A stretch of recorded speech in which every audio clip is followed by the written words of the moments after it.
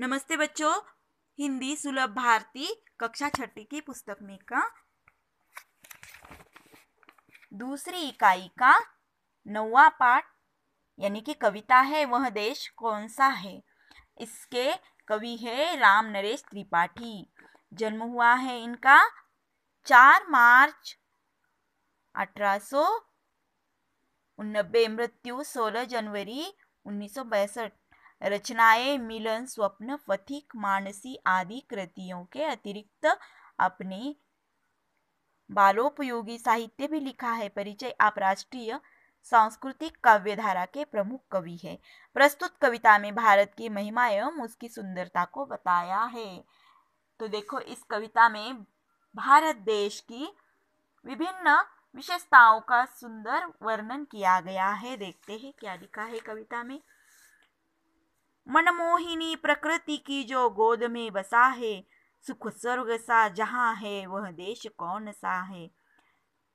कवि कहते हैं कि वह देश कौन सा है जो सुंदर मनमोहक प्रकृति की गोद में बसा है, जहां स्वर्ग जैसा सुख है, जिसके चरण निरंतर रत्नेश धो रहा है, जिसका मुकुट हिमालय, वह देश कौन सा है।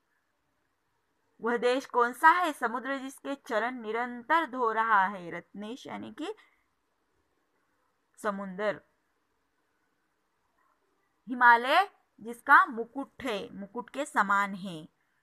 नदियां जहां सुधा की धारा बहा रही है, सींचा हुआ सलोना, वह देश कौन सा है। वह देश कौन सा है जिसे अनेक नदियां अमृत जैसे जल से सींचती है और उसे सुंदर बनाती है, जिसके बड़े रसीले फल, कंद, नाज, मेवे सब अंग में सजे है, वह देश कौन सा है।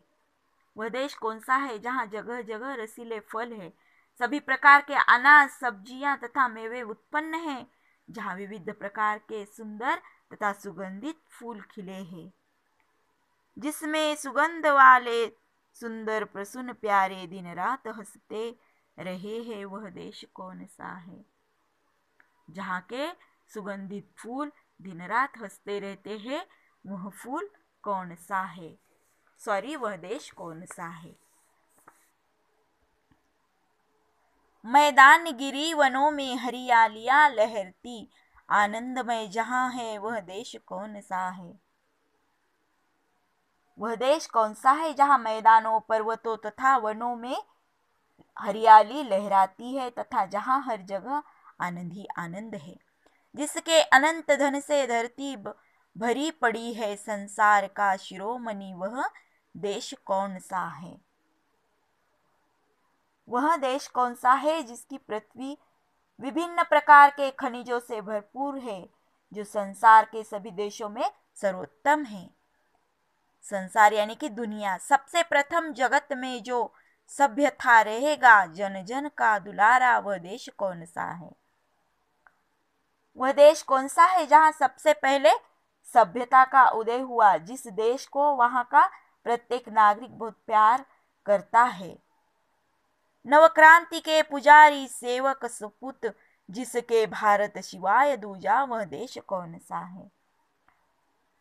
जिसके सुपुत्र अपने देश की सेवा और नवीन विचारों के पोषक है, वह देश भारत के अतिरिक्त कौन सा देश हो सकता है।